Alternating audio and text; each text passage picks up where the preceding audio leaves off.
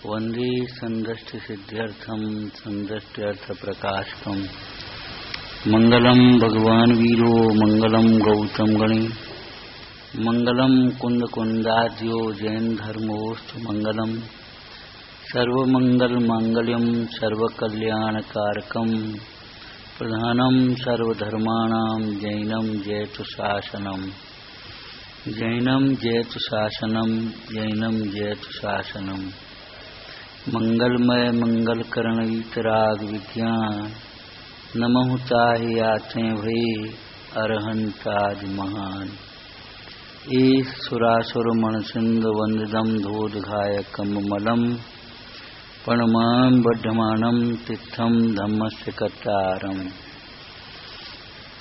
आचार्य श्री कुंद कुंद देव विरचित प्रवचन सारजी शास्त्र है। प्रवचन मुख्य रूप से भगवान की दिव्य ध्वनि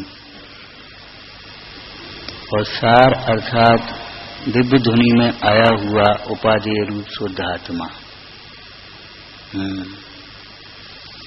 कलश टीका में एक कलश है। उभय नय विरोध ध्वंसन स्यात् पदांते जिन वचस रमनते ये स्वयं बांत मोहा। जो जिन वचनों में रमते हैं उनके मोह का स्वयं ही वमन हो जाता है।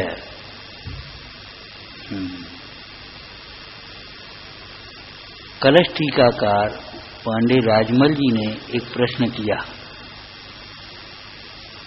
कि जिन वचन तो पुद्गल हैं, जड़ रूप हैं, उनमें रमने से कैसे मोह का वमन होता होगा। उत्तर, जिन वचन में कहा हुआ उपादेय रूप निःशुद्धात्मा में रमने से मोह का वमन होता है। जिन वचन का अर्थ, जिन वचन में कहा हुआ उपादेय रूप रमने योग्य शुद्धात्मा। जिन वचन वाच्य हैं, जिन वचन शब्द ब्रह्म हैं और शुद्धात्मा परम ब्रह्म है। शब्द ब्रह्म पर ब्रह्म के वाचक वाच्य नियोग मंगल रूप प्रसिद्ध है। नमो धर्म धन भोग। जिन वचनों का प्रीति पूर्वक अभ्यास करने से, श्रवण करने से, अंतरंग में बारंबार विचार करने से, जिन वचन के अनुसार तत्वों का निर्णय करने से, तत्वों का निर्णय पूर्वक पुनः बारंबार विचार करने से मोह मंद होता है। मोह मंद होता है। और जिन वचन में कहे हुए उपादेय रूप निःशुद्धात्मा के अनुभवन से मोह टूटता है, मोह मिटता है। ये जिन वचनों का सुनना ही पर्याप्त नहीं है, अंतरंग प्रीति पूर्वक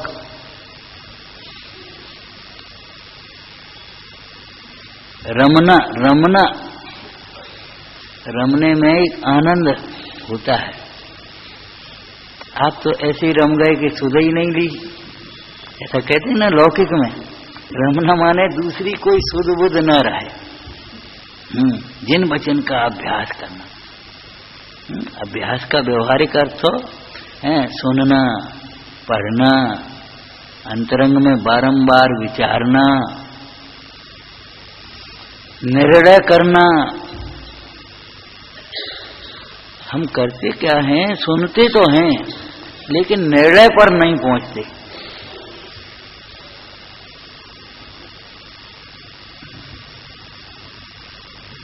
अभी रामायण में एक समाचार नाटक का छंद चल रहा था स्वाध्याय में। इसमें आया दुर्बुद्धि भूली, ऐसी दुर्बुद्धि भूली, झूठ के झरोके झूली, फूली फिरे ममता में जंजीरन में जकड़ी। ऐसी दुर्बुद्धि भूली। तो प्रश्न हमने किया कि भैया किसको भूली है? दुर्बुद्धि भूली, किसको भूली है? बस मैं गायक हूं ये इसको भूल गया।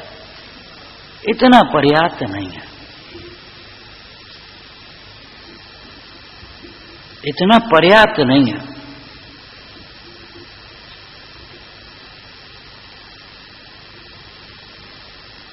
ये तो मूल बात है, इसका कुछ विस्तार आना चाहिए चिंतन में। नहीं तो वह गायक शब्दों में रह जाएगा। अनुकूलता में बस गायक को भूला, गायक को भूला, गायक ज्ञानापन गायक बस ऐसे आ जाएगा। और प्रतिकूलता में फिर अपने वही विपरीत उपायों में प्रवर्तने लगेगा।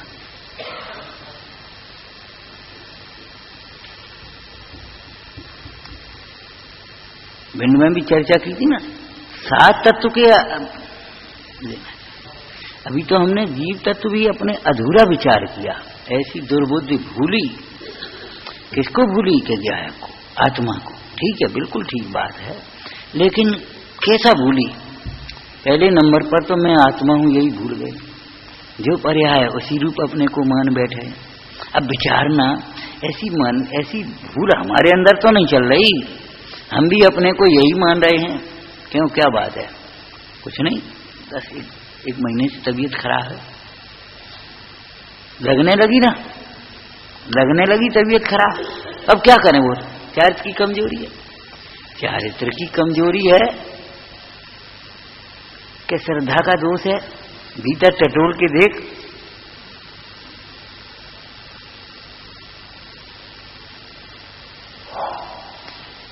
चारित्र की कमजोरी है तो चारित्र को उनकी कमजोरी दूर करने लायक है। श्रद्धा का दोष दूर हुए बिना चारित्र की कमजोरी कहां से मिटेगी? विचार तो कर है? तो फिर क्या कर रहे हो? कुछ नहीं, हम वहां चेकअप कराया है, दिखाया है, दवाई ले रहे। अब बताओ, ये चारित्र की कमजोरी है कि केवल हम इतने ही उपाय को उपाय मान रहे हैं? और बताओ, आप बताओ क्या करें?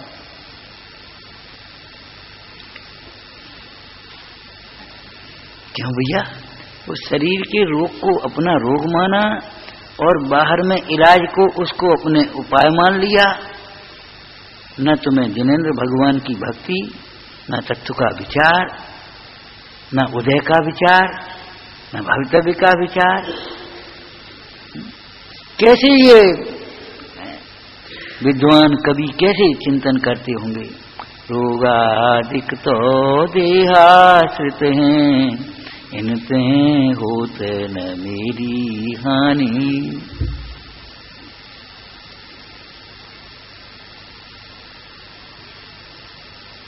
ज्यादा हुआ अपने थोड़ी सी एक अपनी कैसेट वैसेट लगा ली, अपने सुनते रहे। थोड़ा अच्छी बात है, ये हम ये नहीं कह रहे हैं, लेकिन पर्याप्त तो नहीं। हम तो ये बात कह रहे हैं,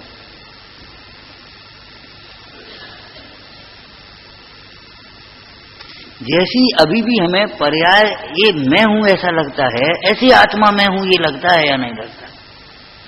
नहीं लगता है तो कोई बात नहीं है, लगे इस बात का अभ्यास करो। इस संबंध में एक लाइन हमने आपको कही थी कि जब दोहराया हुआ झूठ भी सच लगने लगता है तो सत्य को हम दोहराते नहीं है। इसका मतलब ये है, सत्य को दोहराएंगे तो क्यों नहीं सत्य भाषित होगा? बार बार विचार करो, ये विचार करो, ये पर्याय हम नहीं है। क्या भूल गए हैं? ये हम नहीं है, ये तो पुद्गल है, ये तो क्षणभंगुर है, विनाशिक है। कहीं मर गए तो क्यों लगता है भाई? मैं अनादि अनंत हूं, इस बात को कैसे भूल गए हो?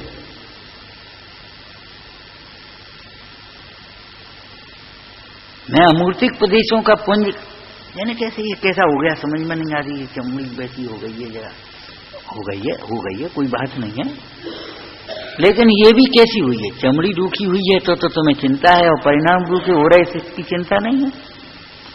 परिणाम कितने रूखे हैं ये भी कभी देखा है?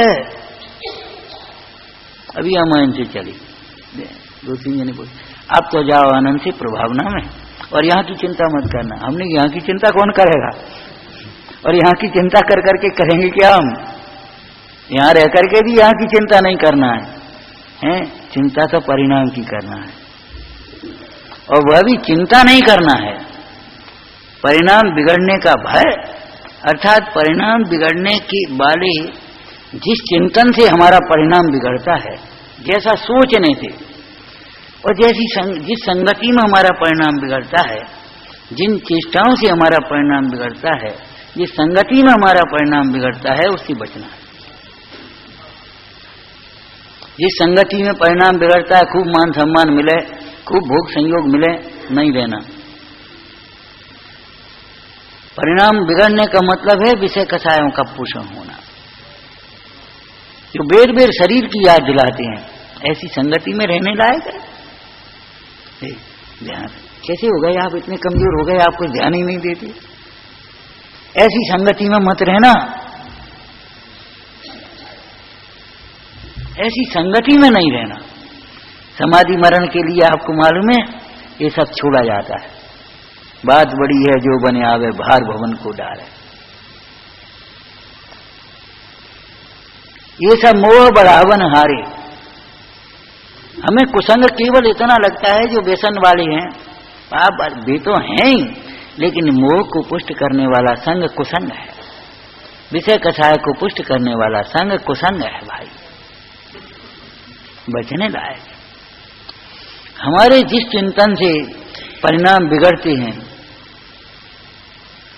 इसने ऐसा नहीं किया, इसने ये नहीं किया, अब क्रोध उत्पन्न होगा ही, तो ये चिंतन मत करो। इसका ऐसा ही परिणमन था, ये चिंतन करो। इस समय ऐसा ही उदय था, ये चिंतन करो। ये सब भिन्न है, मैं तो इससे निरपेक्ष ज्ञायक हूं, ये चिंतन करो। बता, इतना भी नहीं कर सकते, ये चिंतन नहीं कर सकते, ये चिंतन करो। वास्तव में नहीं कर सकते। न होते हुए कार्य को कौन करेगा? हमारा चिंतन मनमाने ढंग से न चले, हमारा चिंतन आगम के अनुकूल।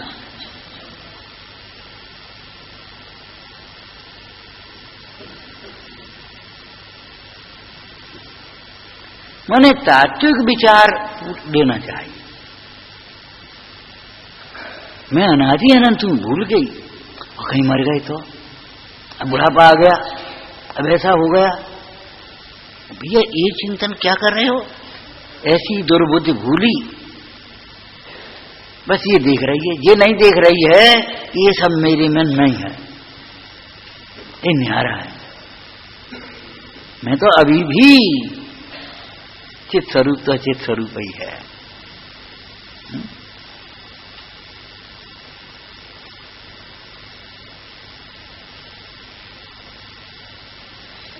माने जीव तत्व से लेकर के मोक्ष तक का ये चिंतन है, सबको ही भूला है। ये भूल गया, ये सुख नहीं है, ये सुख नहीं है, भूल गए ये ज्ञान नहीं है, इंद्रिय ज्ञान। ये भूल गए यहां अपना कोई नहीं है, यहां अपना कोई नहीं।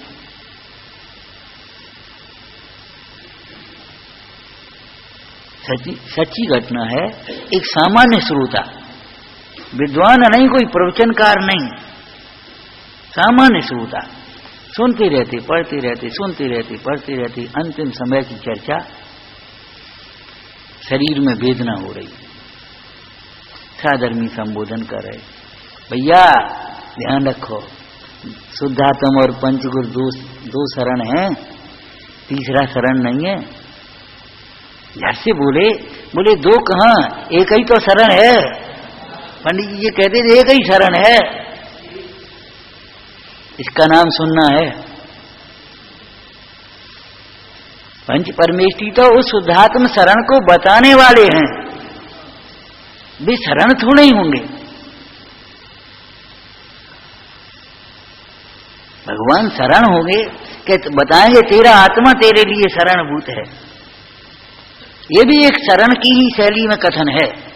अथवा तो शरीर के लक्ष्य से तू दुखी हो रहा होगा तो भगवान कहेंगे, गुरु कहेंगे, क्या कहेंगे? तू तो आत्मा है, शरीर नहीं है, क्या कर रहा है, किधर देख रहा है?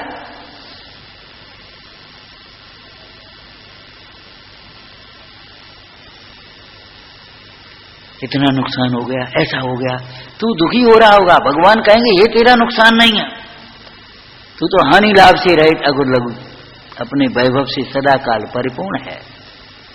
भगवान ये कहेंगे तो ये शरण हो गया, ये समझना।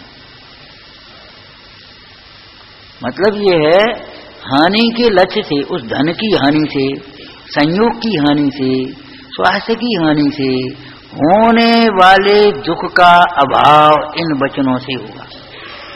तो ये सब तेरे में है ही नहीं, तेरा क्या नुकसान हुआ इसमें बता। अभी अपन स्वाध्याय कर रहे हैं, यहां से दो आदमी उठकर के पीछे से चले जा, आपको क्या परेशानी? चार और आकर के बैठ गए, बैठ जाएंगे। अगर आपको सुनने में एकाग्रता है तो वास्तव में आपको कोई नुकसान नहीं। और अगर उधर देख रहे हो, ये बीच में उठ के चले गए, इनमें इतनी भी विनय नहीं है। अरे भाई, किसी को कोई उलझन होगी, चला गया, चला जाने दो। वो तो शरीर से चला, तुम्हारे उपयोग से चले गए कि नहीं चले गए, तुम्हें कुछ होश है, लेकिन कुछ खबर नहीं, कुछ खबर नहीं। पर के लक्ष्य से परिणाम बिगड़ता है।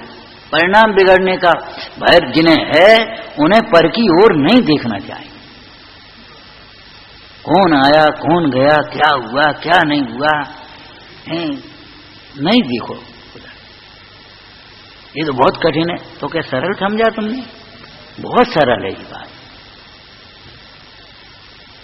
आने वाले को रोकना कठिन है, रोकने वाले को हटाना कठिन है, बदलना कठिन है, न होने वाले को करना कठिन है, होने वाले को न करना कठिन है, होने वाला हो। लेकिन इन सबसे भिन्न अपने में उधर न देखना, ये क्या कठिन है? लेकिन मिथ्यात्व की दशा ऐसी है, जो सरल है वह कठिन लगता है और कठिन है वह सरल है।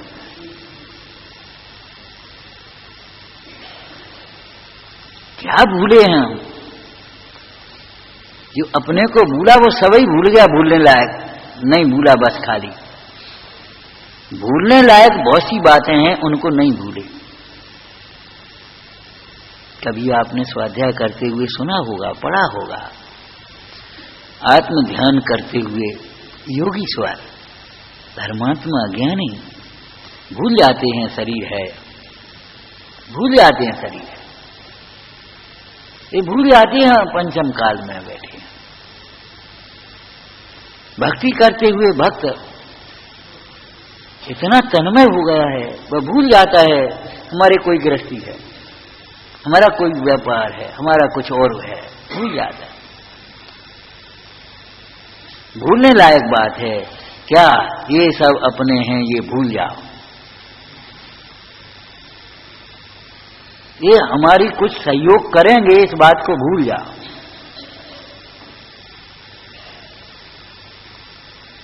पाप के उदय में सहाय का निमित्त नहीं होता, पुण्य के उदय में दंड का निमित्त नहीं होता। ये भी सहजपने बनता है, इसमें किसी का दोष और गुण मत समझना, भूल जाओ ये सब बात। जो जोड़ जोड़ करके इकट्ठा कर रहे हैं, इस बात को भूल जाओ, ये हमारे साथ जाएगा, ये हमारे काम आएगा, भूल जाओ इस बात को। इस बात को भली प्रकार से समझो और बारंबार विचार करो। ये अपना नहीं है, अपना नहीं है। परमाणु मात्र मेरा नहीं, परमाणु मात्र मेरा नहीं, परमाणु मात्र मेरा नहीं। और जिसे हम मेरा नहीं समझते, उसकी ओर से कितने निश्चिंत होते हैं। भरी हुई गाड़ी में आप अपना सामान ऐसे उठा के ऐसे चल देते हैं, कोई मतलब नहीं।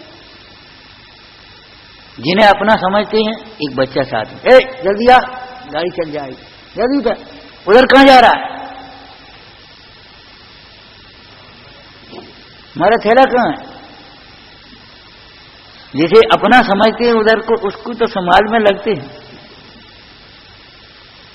लेकिन बाद बाकी कोई मतलब नहीं, उठे अपने चल दिए। सच बात यह है, तत्व ज्ञान का ऐसा ही महात्म्य है, ऐसा ही महात्म्य है कि अगर मरण का प्रसंग आ जाए तो हम ऐसे उठ करके चल रहे। ऐसे ही उठ करके चल रहे हैं, ऐसा नहीं लगे ये क्या होगा, इनका कौन होगा, ये क्या होगा, कुछ कोई मतलब नहीं। मरण का भी प्रसंग हो जाए अभी तो कोई चिंता की बात, निश्चिंत। तत्व के अभ्यास में ऐसा बल आना चाहिए।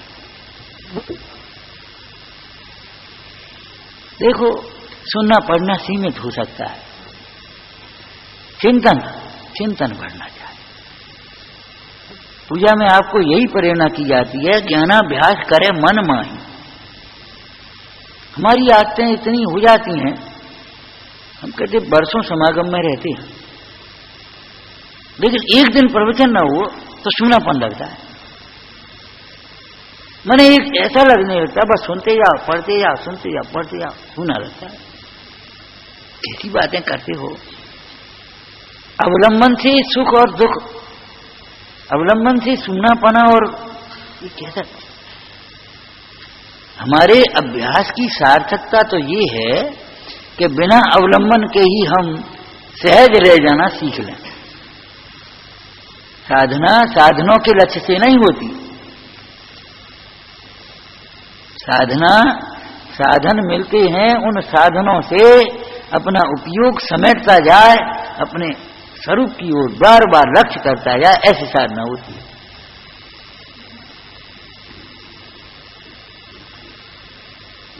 तो प्रवचन सार भगवान की दिव्य ध्वनि में से क्या ग्रहण करने योग्य है, नास्ती में आ जाए तो क्या छोड़ने योग्य है,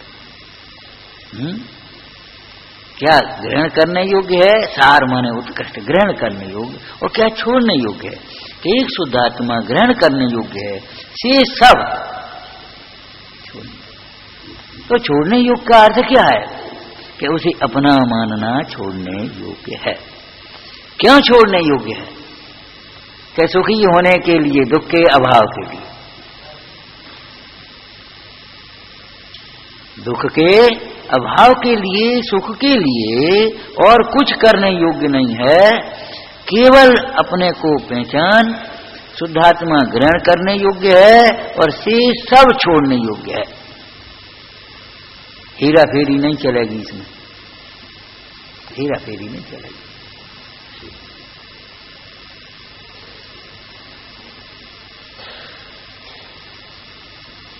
कुछ को छोड़ा जाए और कुछ को अपना मानते रहें।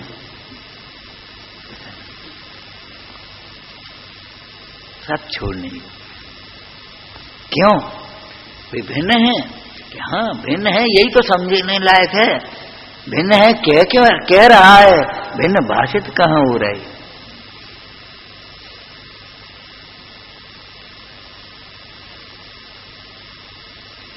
भिन्न है, यही तो कहा जा रहा है, भिन्न को भिन्न जान। ये तो सब न्यारे हैं कि हाँ न्यारे हैं तो न्यारे जान। न्यारे जानने पर भी बार बार उपयोग जाए तो बारंबार विचार कर न्यारे। किसी के बांध दिया जाए, कोई रस्सी बांधी जाए तो जितनी बार बांधने में है, खोलने में उतनी बार उल्टा करना चाहिए। जब जब जितने जितने विकल्प आपको इधर के उठते हैं, ये मेरे हैं, ये मेरे हैं, ये मेरे हैं, ये मेरे हैं, उतनी बार आपको ये मेरे नहीं है, मेरे नहीं है, मेरे नहीं है, मेरे नहीं है, मेरे नहीं है, मेरे नहीं है रटना। उपयोग जाए ये मेरे नहीं, उपयोग जाए ये मेरे नहीं। ऐसा लौकिक में आप करते हो। एक बालक छोटा सा आपके साथ जाए कहीं, तो बालक की प्रवृत्ति अलग होती है, आपकी प्रवृत्ति अलग होगी। आप तो अपने सीधे मंदिर जा रहे, और वो बालक जो है ना, वो देख बाबा जी वो क्या है, अरे कुछ नहीं, चल ठीक चल। फिर वो कहे देखो ये क्या है, अरे कुछ नहीं चल।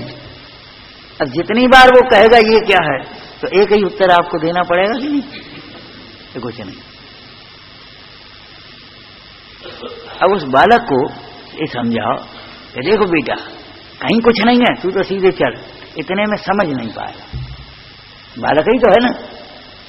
तो वो जब कहेगा कि ये क्या है, देखो ये ऊंट जा रहा है, अरे कुछ नहीं चल जल्दी चल। माने जो वो कहेगा कुछ नहीं कुछ नहीं कुछ नहीं कह करके उपयोग को समेटेगा कि नहीं, सचमुच ऐसा ही नैस किंचित कहकर के सारे व्यवहार से अपने उपयोग को समेटा है। नैस किंचित पर विरहित मनते पश्यताम नैस किंचित। उधर क्या देख रहा है? कुछ नहीं।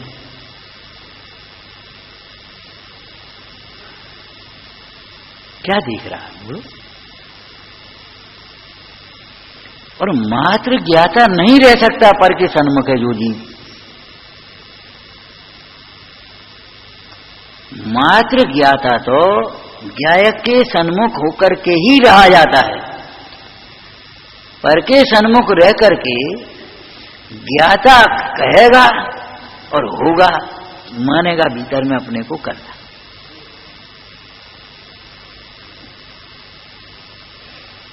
इष्ट अनिष्ट की कल्पना हुए बिना रहेगी नहीं, मानेगा इष्ट अनिष्ट, करेगा राग द्वेष। पर सन्मुख उपयोग में रागादिक बिना किए होते हैं, ये समझो, बिना चाहे होते हैं। स्वसन्मुख उपयोग से कोई जीव रागादिक करना चाहे तो भी नहीं होगा।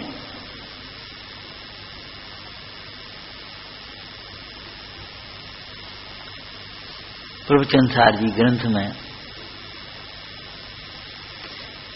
शुद्धोपयोग से जिस सुख को तू चाहता है वह सुख शुद्धोपयोग से होता है, ये चर्चा यहां स्वाध्याय में। पहले तो आचार्य भगवान ने देखो वर्धमान स्वामी को, शेष सब तीर्थंकरों को, पंच परमेष्ठियों को स्मरण किया। ये व्यवहार मंगल है। अथवा तो उनके निमित्त से अपने स्वरूप का ही स्मरण किया।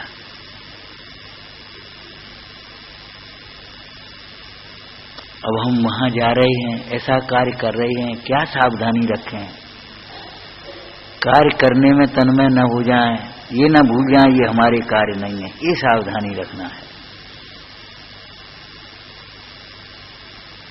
कार्य करने में तन्मय न हो जाए, तन्मय नहीं मानने लगे। यदि पुण्य के उदय में अपनी इच्छा के अनुकूल वे कार्य होते जाएं तो हम अभिमानी न हो जाएं, उलझते न जाएं। पुण्य की तृष्णाएं तंता आबादित है, और में नहीं फंसते जाएं, ये सावधानी रखना।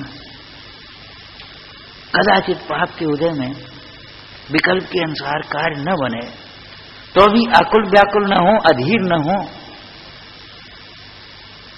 कार्य अपनी योग्यता से होगा। द्रव्य परिणमत अपनी गौ से, तू क्यों लगा तो पायन में। इन विकल्पों की सावधानी क्या रखना है? सावधानी ये रखना है कि अपना उपयोग उधर जाकर के विकृत ना हो जाए, वहां जुड़ करके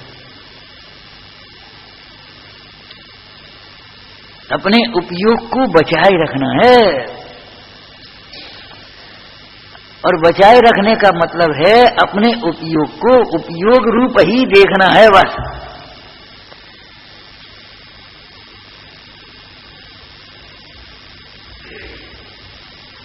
आश्रमों की बहुत चर्चा चलती है, आश्रमों की चर्चा। आचार्य कुंद स्वामी के वचन याद रखो, अमृतचंद स्वामी के टीकाकार के वचन याद करो। दर्शन ज्ञान प्रधान चारित्र ही आश्रम है। कैसी सुंदर बात। दर्शन ज्ञान प्रधान चारित्र ही आश्रम है।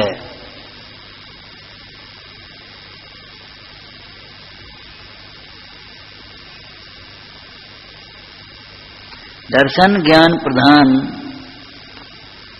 साम्य भाव, चारित्र माने साम्य भाव, वह आश्रम है।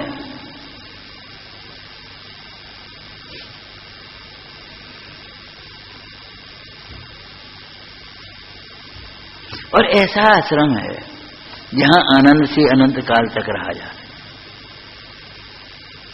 और ऐसा आश्रम है जो सबके लिए शरणभूत है। बाहर में एक आश्रम आप बनाओ भी तो आश्रम की एक सीमा होगी, व्यवस्थाओं की सीमा होगी, लेकिन इन निर्गंथ मुनीश्वरों के पास असीम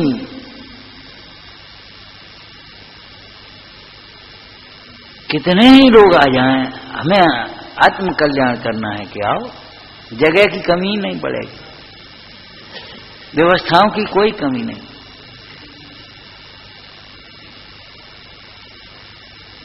क्यों?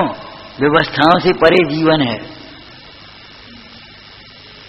आपने तो कह दिया महाराज आ जाओ, कहां रहें कि कहां रहें, अपने में रहो।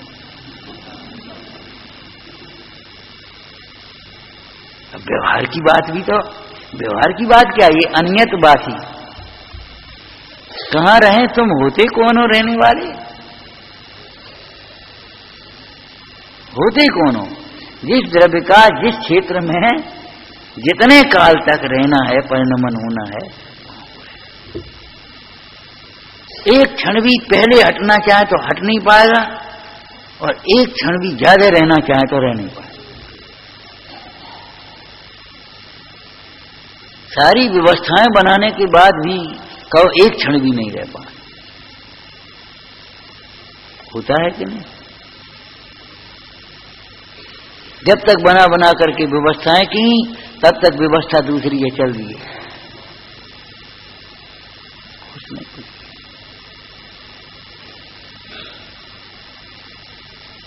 कहां रहे, इसका उत्तर भगवान के ज्ञान में है। हमें भी समझना ही है। हम कहीं भी रहें, जहां रहें वहां निरपेक्ष रहें, कहीं भी रहें जहां रहें वहां निरपेक्ष रहें। मिश्री क्या फर्क पड़ता है, डब्बे में हो, कटोरी में हो, थैली में हो, क्या फर्क पड़ता है? मिश्री मिश्री में है। कहीं भी रहें, अपने को ज्ञाता रूप देखे बिना कहीं भी सुखी नहीं, और अपने को ज्ञाता रूप देखने पर कहीं भी दुखी नहीं। कोई आग्रह नहीं कहां रहें, लेकिन ध्यान रखना मोह पोषण के लिए नहीं। इससे क्या फर्क पड़ता है, अपन चाहे घर में रहो चाहे बाहर रहो, चाहे घर में रहो बाहर रहो, ये तेरा छल है, भीतर छल है। जब ऐसा समझता है फिर घर घर दिखाई देता नहीं, घर घर दिखाई देता ही नहीं है, फिर वह घर कोई रहने लायक नहीं है। घर कारागृह, घर कारागृह, घर कोई रहने लायक है?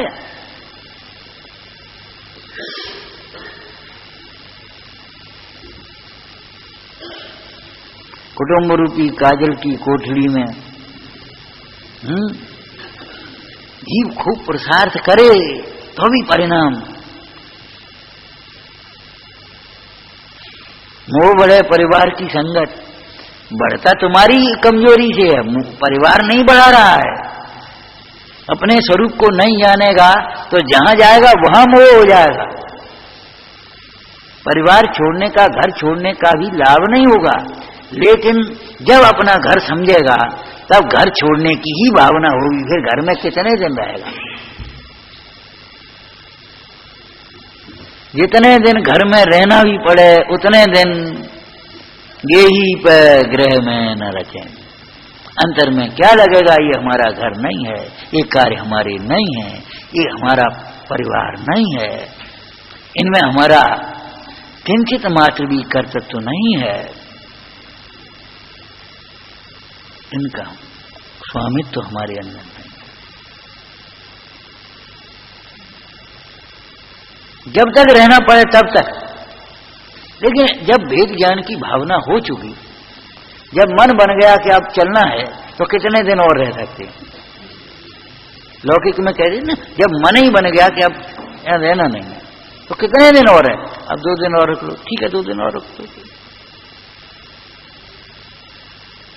जब मन ये हो चुका है कि हमें रहना नहीं है, तो कितने दिन और रहेंगे? जब अपना घर दिखने लगा तो इस घर में कितने दिन रह पाए? जब अपना काम दिखाई देने लगे तो ये काम कितने दिन करेगा?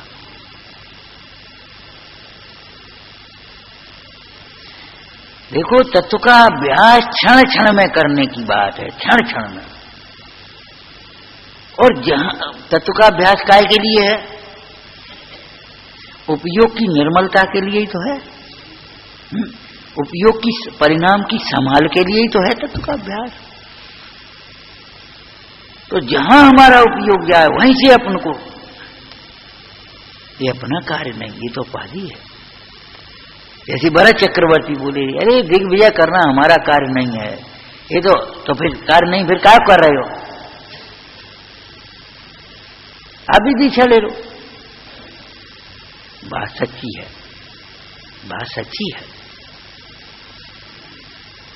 किसको दिखाई दे कि नहीं कर रहे? किसको दिखाई दे नहीं कर रहे? वो राग उस प्रकार का अभी बाकी है, राग और उसका मेल है, बाहर का निमित्त नैमित्तिक संबंध है, वो हो रहा है। लेकिन सम्यक तो उसे अपना तो नहीं मानेगा, उसे उपाधि तो नहीं मानेगा। बार बार क्षण क्षण में भूलता है, क्षण क्षण में भूलता है। जब दुख होता है तब दुख का कारण कोई पर पदार्थ दिखाई देते हैं। पढ़ने सुनने के बाद भी दुख का कारण पर पदार्थ ही दिखाई देते। और अभ्यास से ये बात तोड़नी है, इसका नाम मोह है।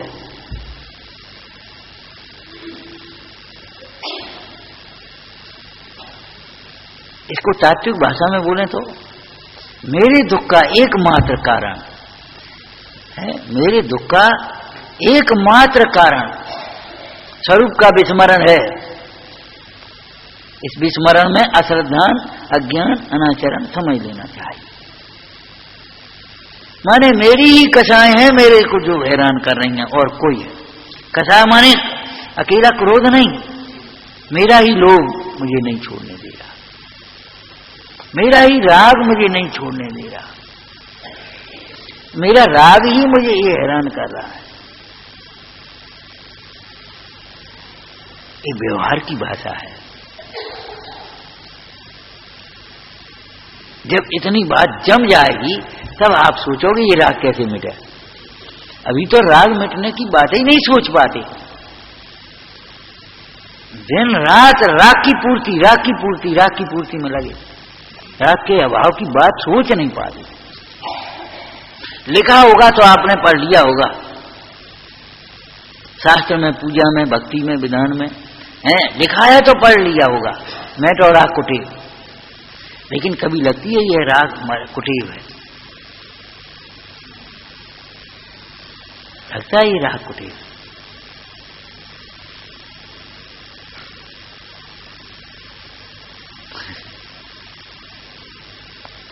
यदि नहीं लगता है तो ईमानदारी से टोटरमल जी कहते हैं विचार कर, दोहरा फिर याद कर, राग कुटेव है, ये कुटेव है हमारी।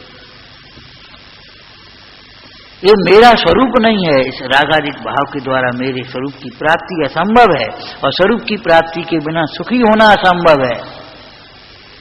इसलिए ये हे है।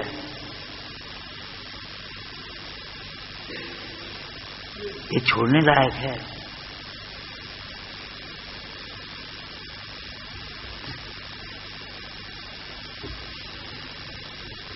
सवेरे चर्चा की थी, मेरी सुख का उपाय एकमात्र यही है। कैसे उपयोग लगे आत्मा में, कैसे प्रीति जगे, कैसे उत्साह आवे, तो मेरी सुख का उपाय एकमात्र यही है। प्यास के लिए कोई भी व्यक्ति इन प्रकार पानी ही क्यों खोजता है, अन्य उपाय क्यों नहीं करता? प्यास बुझाने के लिए कोई भी व्यक्ति हो एकमात्र पानी ही क्यों ढूंढता है?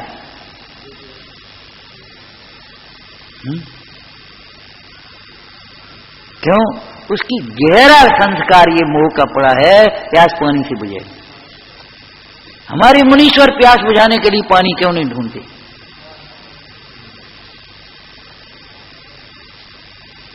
हमारे मुनीश्वर प्यास बुझाने के लिए पानी क्यों नहीं भूलते?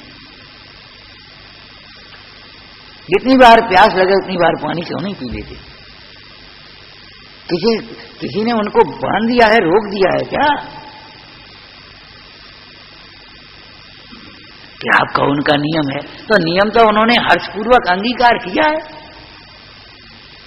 आपको 2 बार ही पानी मिलेगा, पानी कम है, फालतू बातें मत करो, ऐसा तो नहीं कहा किसी ने।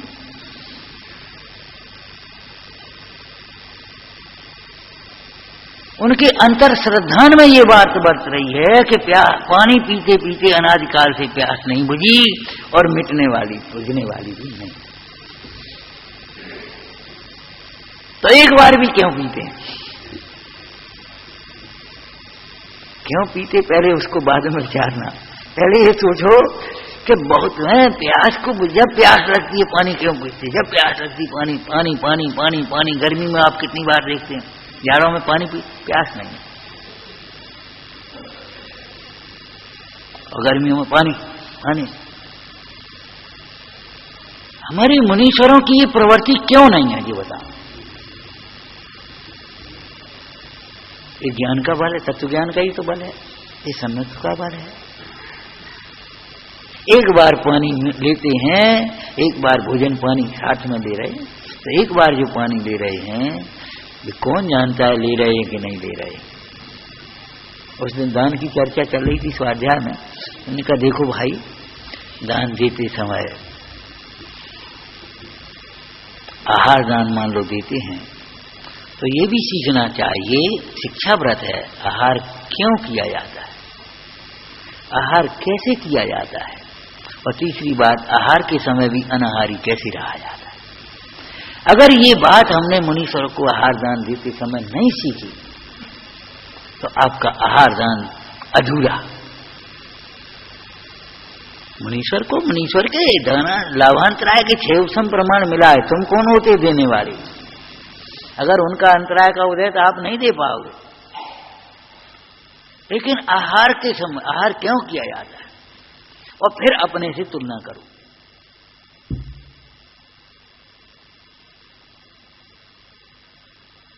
अगर चरणन योग की भाषा में कहें तो संयम के लिए, और हम काहे के लिए आहार कर रहे?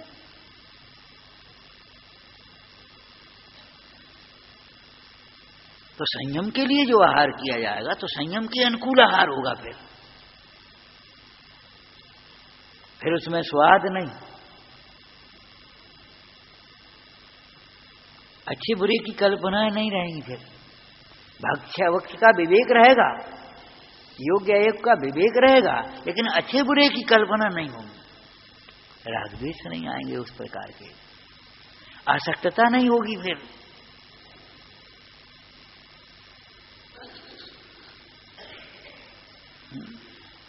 आसक्तता नहीं होगी, मुक्तता नहीं रहेगी उसकी।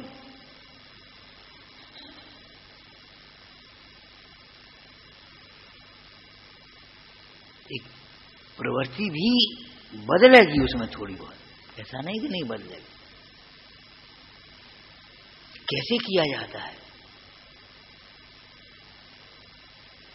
कैसे किया जाता है? देखो मुनीश्वर का आहार नियम लेकर के चले हैं, पहले से ये सोचते हुए नहीं चले हैं आज ये मिल जाए, आज ये मिल जाए, आज ऐसा मिल जाए। और भोजन से पहले भोजन संबंधी कोई विकल्प नहीं, अब भोजन के बाद आज ऐसा भोजन हुआ, आज ऐसा भोजन हुआ, आज ऐसा खराब मिल गया, आज ऐसा, कोई चर्चा नहीं, कोई चिंता नहीं, बस भोजन के काल तक ही भोजन। बोलो कैसे किया जाता है? इतनी निरपेक्षता, कहाँ मिलेगा, कैसे मिलेगा, क्या मिलेगा, कि बात वे तो मुनिराज हैं, अरे अपन तो उनके ही शिष्य हैं। आनंद जब उन जैसा चाहिए तो अपन को भी तो उन जैसा ही पुरुषार्थ होना चाहिए, उन जैसी दृष्टि, उन जैसी ज्ञान, उन जैसी ही भावना जब बनेगी तभी तो उन जैसा आनंद आएगा।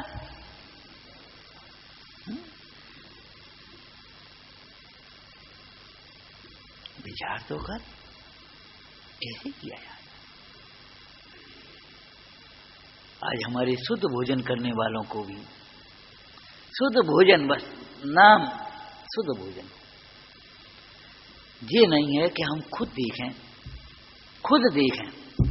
बस गए, चर्चा करते करते सुनते सुनते अपने जाकर के बैठ गए। प्रॉपर देखो भी तो सही, अगर वहां कोई कमी है तो उसे दूर करने में सहयोग भी तो करो, उसकी विधि भी तो मिला। संयम दूसरों के भरोसे ही पालना चाहते हो, ये बात कहां से? देखो मनराज, बाई ने शोध करके रखी थी सामग्री, श्रावक के घरों में शोध करके रखते सामग्री, पहले से ही जीव पढ़ न पाए। अगर पहले से ही शोध करके विवेक पूर्वक न रखी हो और फिर जीव पढ़ जाए, फिर पूछो वो जीव पढ़ गए, अब क्या करें? अब हम क्या कह रहे हैं, क्या करें? हमारे तो लौकिक जीवन में भी पहले रोग की रोकथाम करते हैं, फिर भी अगर रोग होता है तो इसका इलाज करते हैं। पहले रोकथाम न करें फिर इलाज, ये तो बात ठीक नहीं है ना।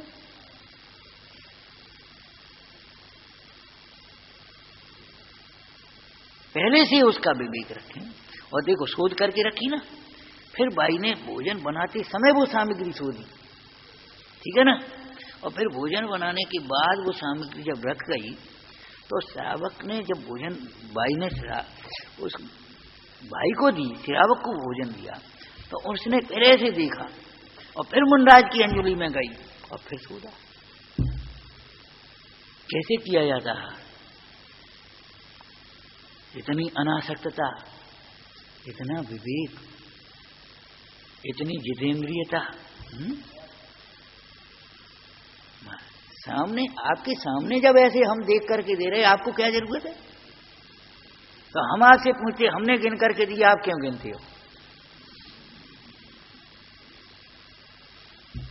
जब हम गिन करके दे रहे हैं तो आप क्यों गिनते हो? जो बताओ।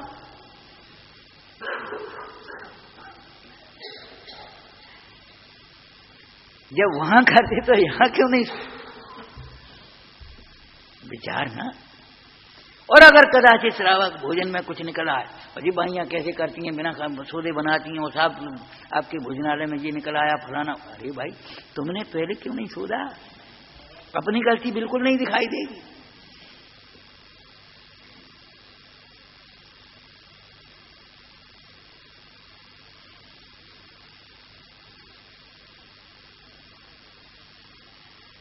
कई बार हम कहते हैं जिनायतन धर्मायतन हम बनाते हैं और उनकी सुरक्षा व्यवस्था सब हम उन जीवों के भरोसे छोड़ना चाहते हैं जिन्हें कोई धर्म का प्रेम नहीं और संस्कार नहीं।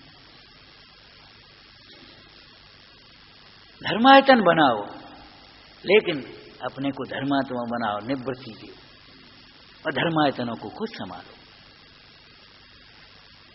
पूजा, दान, वैयावृत्ति स्वयं करने लायक हैं, दूसरों से कराने की चीजें थोड़ी है ये।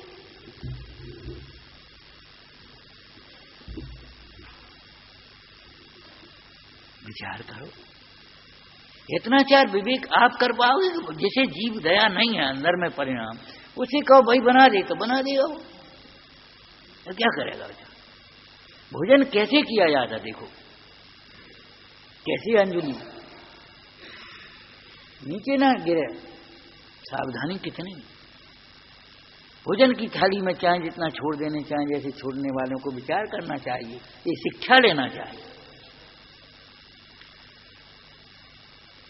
भोजन की थाली में तमाम बर्तन और तमाम आइटम इकट्ठे करने वालों को ये शिक्षा लेना चाहिए कैसे भोजन किया जाए।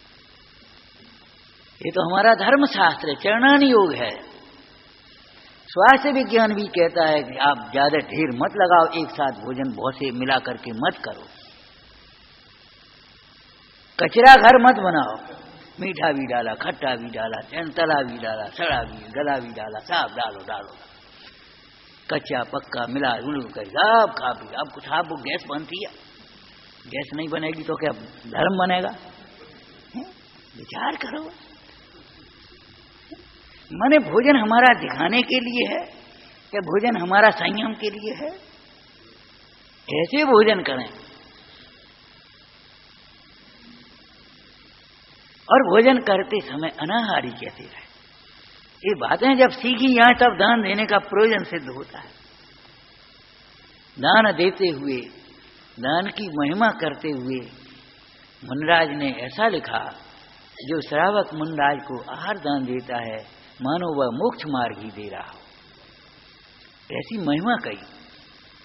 अब हम यहाँ दूसरी बात कह रहे हैं कि मुनराज को आहार दान देते समय अपने को मोक्ष मार्ग देना चाहिए। अपने को मोक्ष मार्ग देना चाहिए का अर्थ है मोक्ष मार्ग सीखना चाहिए। मोक्ष मार्ग में किस तरह का आहार चर्या है, श्रावक को किस तरह की आहार चर्या, श्रावक और मुनराज में क्या संबंध है? अच्छे से शब्द बोलना दो। श्रावक माने मुनराज का लघु भ्राता,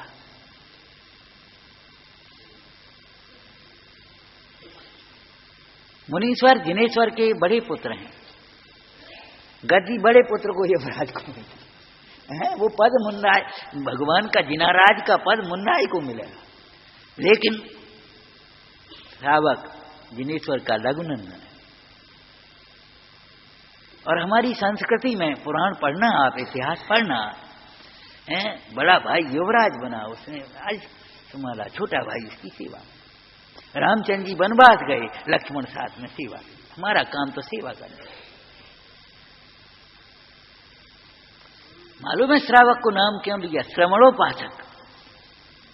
वे रत्नत्रय की सेवा करेंगे, और रत्नत्रय की सेवन कैसे किया जाता है हम उनकी सेवा करते हुए सीखेंगे। सेवा, वैयावर्ती, पूजा, दान एक ही अर्थ है सब, एक ही व्रत के अंतर्गत लिखे हैं सब।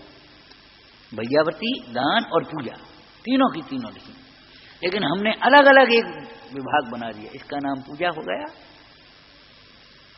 इसका नाम दान हो गया, एक व्यवस्था। और सो भी सब काम पराश्रित होगी। पराश्रित नहीं भाई, पराश्रित तो नहीं होती काम। दर्शन ज्ञान प्रधान चारित्र आश्रम है।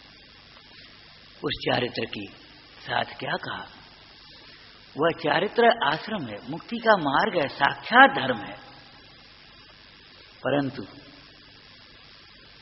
यदि उस चारित्र के साथ भी शुभोपयोग है तो स्वर्ग आदि का कारण बनता है। बीच में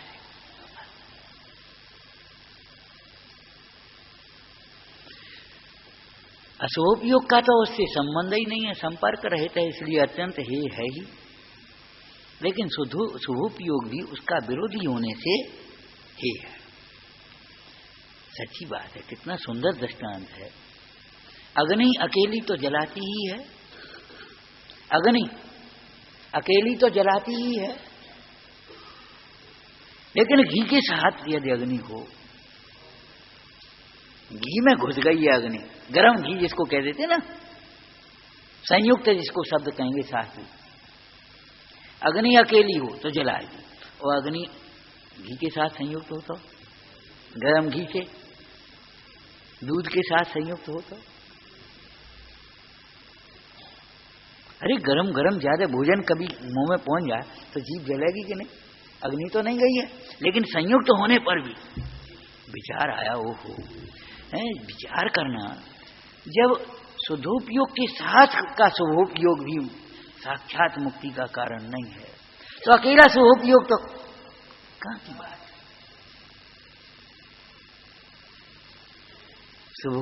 शुद्धोपयोग के साथ में जो शुभोपयोग बरत रहा है वह भी बंध का कारण है।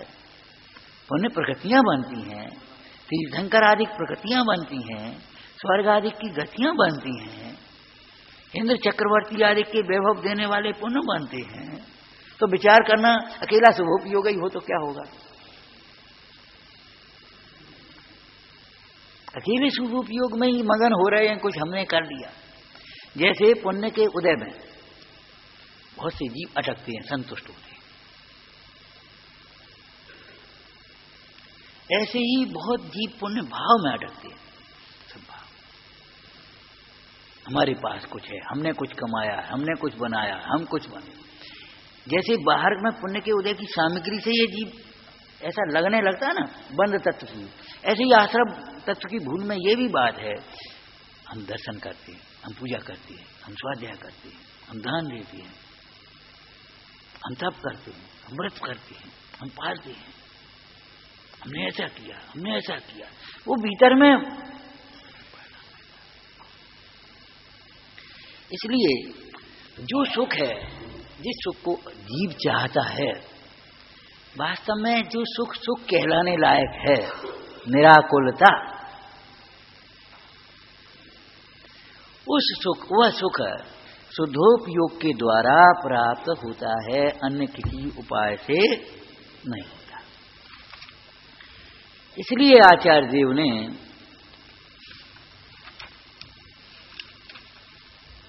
समस्त शुभाशुभोपयोग, शुभ और अशुभोपयोग वृत्ति को अपास्त कर, हे समझकर दूर कर, ये दूर करने लायक है, अपास्त कर। शुद्धोपयोग प्रवृत्ति को आत्मसात करते हुए, आत्मसात करते हुए पढ़ पढ़ करके सुना देना अलग बात है, पढ़ पढ़ करके सुना देना अलग बात है, आत्मसात करते हुए उपदेश होना अलग बात है। इसको प्रवचन सार जी की टीका में आगे क्या कहेंगे, यथानुभूत मार्ग है। अपने आयुर्वेद में देखे होंगे बहुत से नुस्खे शास्त्रोक्त होते हैं, आयुर्वेद का शास्त्र है उसके अनुसार नुस्खे, और कुछ नुस्खों के साथ वैद्य लिखते यथा अनुभूति योग। शास्त्र में लिखा था, फिर हमने हजारों रोगियों पर, सैकड़ों रोगियों पर ये आजमाया है, जैसा जो वैद्य हमने अनेक रोगियों पर ये आजमाया है, अनुभूत हमारा। और इसमें हमने ये चीज और मिला दी तो ये ज्यादा प्रभावक हो गया है, ये हमारा अनुभव कहता है, अनुभूत योग है। ऐसे ये अनुभूत मार्ग है। शुद्धोपयोग को आत्मसात करते हुए शुद्धोपयोग अधिकार प्रारंभ करते हैं। भले उपदेश शुभोपयोग की भूमिका में हो रहा है, लेकिन उपदेश के काल में भी इन मुनीश्वर को, आचार्य भगवंतों को शुद्ध परिणति वर्तती है और क्षण क्षण में शुद्धोपयोग की धारा वर्तती है। उसी के बल से उन्हें उस उपदेश का, उस शास्त्र रचना का कर्तव्य तो नहीं आता। स्वरूप गुप्त अमृतचंद स्वामी का इसमें कुछ भी कर्तव्य नहीं, कैसे लगता है?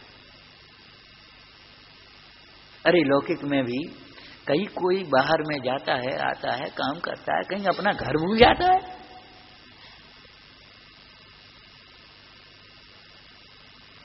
जब मोही जीव जिसे अपना घर माना वह नहीं भूलता, तो ज्ञानी जीव अपने घर को, अपने स्वरूप को, अपने सुख को, अपने वैभव को, अपनी प्रभुता को कैसे भूल जाएगा? भले 6 खंड की प्रभुता मिल जाए, लेकिन क्या ज्ञानी अपनी प्रभुता को भूल जाएगा? और भूल जाए तो ज्ञानी कैसा होगा? शुद्धोपयोग अधिकार प्रारंभ करते हैं, उसमें शुद्धोपयोग के फल की आत्मा के प्रोत्साहन के लिए प्रशंसा करते हैं। देखो शैली समझ में आना चाहिए। शुद्धोपयोग अधिकार प्रारंभ करते हैं, शुद्धोपयोग की चर्चा करेंगे तो सबसे पहले यहां शुद्धोपयोग के फल की चर्चा की, क्योंकि कि जो हम चाहते हैं वो शुद्धोपयोग से मिलेगा ऐसा सुन, तो तेरा उस सुनने में भी उत्साह होगा और शुद्धोपयोग प्रकट करने के पुरुषार्थ भी तेरे अंदर में जगेगा। काय के लिए? प्रोत्साहन के लिए। प्रोत्साहन माने पूरा उपसर्ग हो गया, उत्साह, उत्साहित करने के लिए, प्रोत्साहन के लिए प्रशंसा करते हैं। अर्थात ये शुद्धोपयोग अधिकार माने ये सुधोपयोग के स्वरूप की चर्चा मात्र पढ़ने मात्र न, सुन करके सुनाने मात्र न, ये सुधोपयोग प्रकट करने लायक है। ये चर्चा को सुनकर के सुधोपयोग प्रकट करने की एक ललक अंदर में जग जाना चाहिए। इसीलिए जीव का जो इष्ट है, जीव का इष्ट सुख चाहे दुख चाहे भयवन, जीव का इष्ट सुख है ना, वो जो सुख इष्ट है वो सुधोपयोग का फल है। बस ये कहना है इस गाथा में कहती है। प्रशंसा के ना शब्दों में करिए।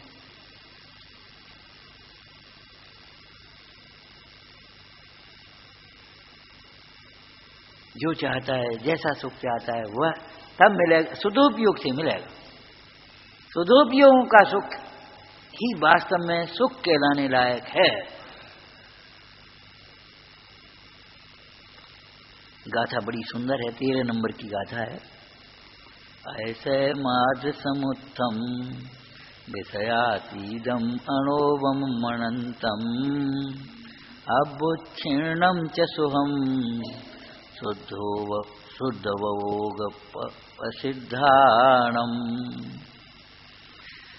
सुधोपयोग प्रसिद्धानाम, सुधोपयोग जिन्हें प्रसिद्ध हुआ है, प्रकट हुआ है, उत्कृष्टपने पूर्णपने, उनका सुख कैसा है? उनका ही सुख अतिशय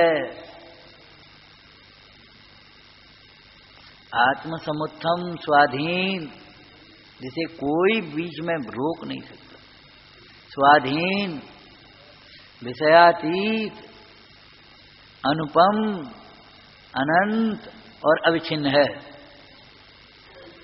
बाकी तो कल्पनाएं हैं, सुख ही नहीं है। और वो काल्पनिक सुख भी कैसा, सपरम बाधा संयम, वो आगे आए।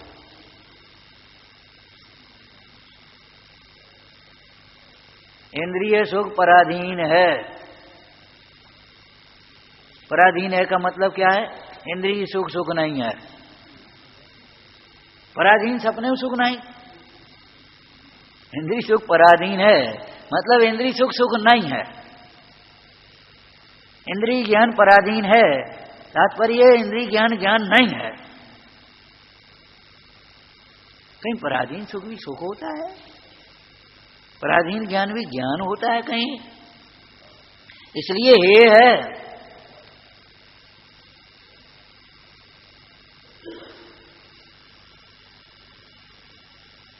और बिल्कुल एक प्रैक्टिकल बात है, प्रयोगात्मक है। किसी भी स्थिति में आप सुख की कल्पना करके कब तक सुखी रह सकते हैं?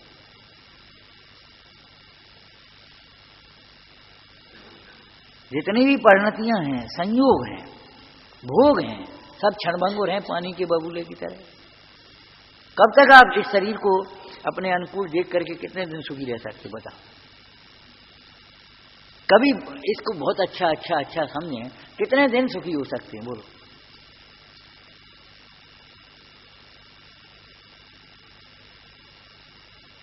जितने भी विषय हैं, किसी भी एक विषय पर आप उपयोग टिका करके सुख की कल्पना करते हैं, सुख की कल्पना करते हैं ना, कितने दिन सुखी हो सकते हैं, कितने समय तक उसको? जैसे कोई झूठी बात कह रहा हो तो न्यायालय में अगर खड़ा कर दिया जाए तो कितनी देर वो टिकेगा?